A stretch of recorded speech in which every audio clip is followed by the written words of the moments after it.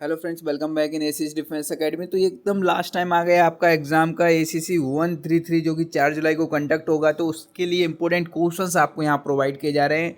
इस वीडियो में डिस्कस करेंगे इंडियन पॉलिटी के इंपॉर्टेंट क्वेश्चन, जिसमें आपके जितने भी इंपॉर्टेंट आर्टिकल्स हैं जिनसे क्वेश्चन हर बार 100% आता है वो हम डिस्कस करने वाले हैं। यहाँ पे कुछ आपके एक्साइटमेंट में कमी लगी है, जैसे कि 132 के जो कैंडिडेट्स थे वो काफ़ी ज़्यादा एक्साइटेड थे लास्ट टाइम में प्रिपरेशन के लिए।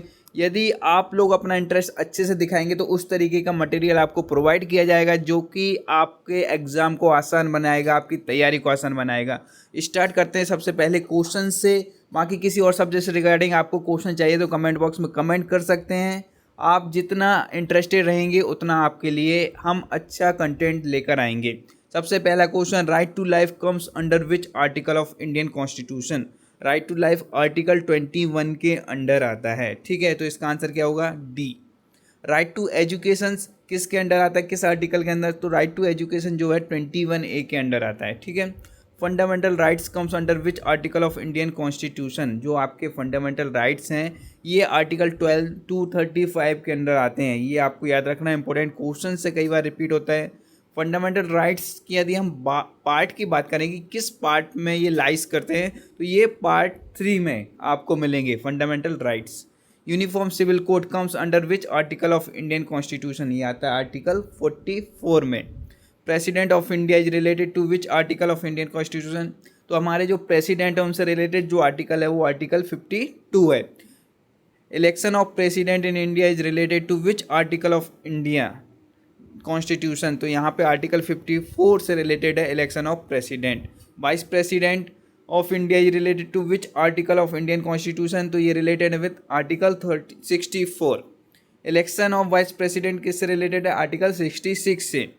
अपॉइंटमेंट ऑफ CAG जो होते हैं इंडिया की कम्स अंडर विच आर्टिकल। तो ये आते हैं आर्टिकल 148 के under. The duties and power of computer and auditor general of India comes under which article. ये आर्टिकल 149 में होंगी। 148 में इनके बारे में लिखा हुआ है अपॉइंटमेंट के बारे में। ड्यूटीज़ किस में है? 149 में है। Article 32 belongs to which part of Indian constitution. 32 आपका पार्ट 3 में आता है। ठीक है। फंडामेंटल राइट्स इसमें रहेंगे। Definition of money will comes under which article of Indian constitution. तो मनी विल आता है आपका आर्टिकल 110 में। और यहाँ पे आज स्पेशली सैटरडे और संडे को मिल रहा है आपको स्पेशल ऑफर। लास्ट टाइम है आपका फाइनल कॉल है फॉर ACC 133 क्रैश कोर्स। इसमें आपको नोट्स भी मिलेंगे, लाइव क्लासेस, मैराथन क्लासेस जो चल रही हैं वो आप अटेंड कर सकते हैं 9 से 11, जिसमें आपको मैथ, इंग्लिश जैसे सब्जेक्ट्स में लास्ट मोमेंट में कैसे प्रिपरेशन करनी है वो आपको वहाँ पे बताया जाएगा। तो ज्वाइन करने के लिए जो नंबर दिख रहा है 8120745966 इस पर मैसेज कर दीजिए। मैथ्स को लेके परेशान है तो उसकी चिंता नहीं करनी है। लास्ट डेज में आपको मैथ्स की इस तरीके से तैयारी कराई जाएगी कि आप एग्ज़ाम में आराम से कट ऑफ क्रॉस करके आएंगे। आपका फर्स्ट टाइम है तो आई विल सजेस्ट कि you will go for this crash course. Definitely you will crack the exam in first attempt.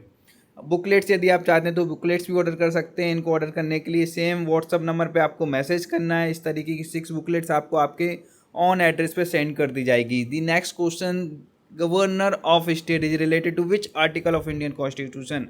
तो गवर्नर ऑफ स्टेट किससे रिलेटेड है? आर्टिकल 153।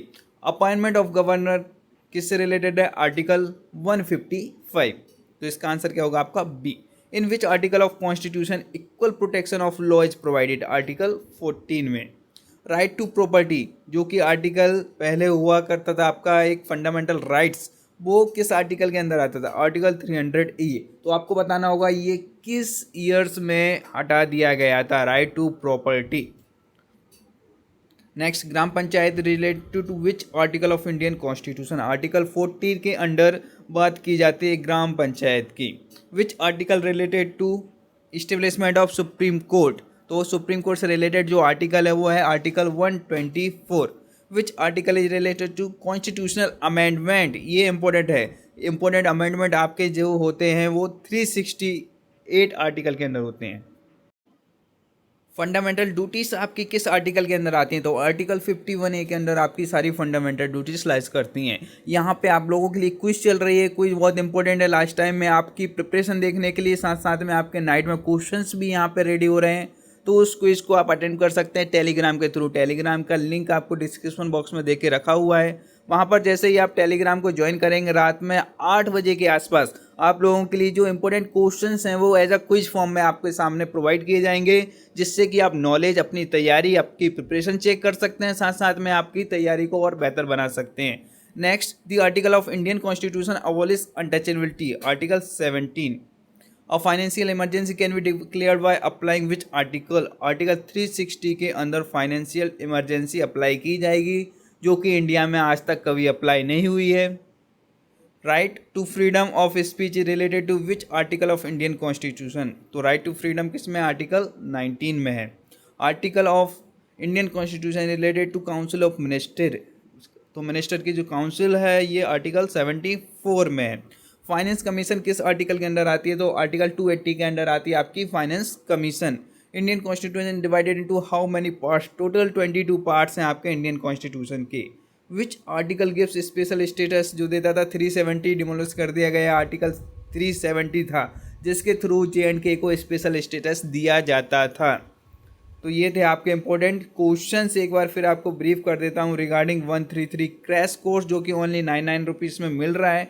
शॉर्ट्स और नोट्स के साथ में रिकॉर्डेड लेक्चर्स मिल रहे हैं, मैराथन क्लासेस मिल रहे हैं।